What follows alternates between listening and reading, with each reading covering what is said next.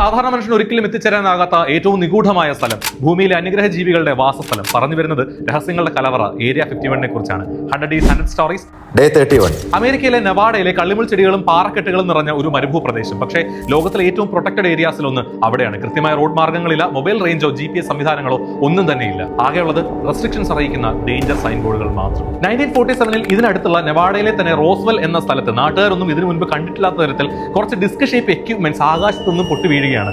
ഇത് ഒരു അന്യഗ്രഹ പേടകത്തിന്റെ അവശിഷ്ടങ്ങളാണ് എന്ന വാർത്ത വരുന്നു. എന്നാൽ പിന്നീട് അത് കാലാവസ്ഥ നിർണ്ണയിക്കാൻ വിട്ട വെതർ ബലൂണുകൾ പൊട്ടി വീണതാണെന്ന് കണ്ടെത്തിയെങ്കിലും അത് അധികം ആരും അറിഞ്ഞില്ല.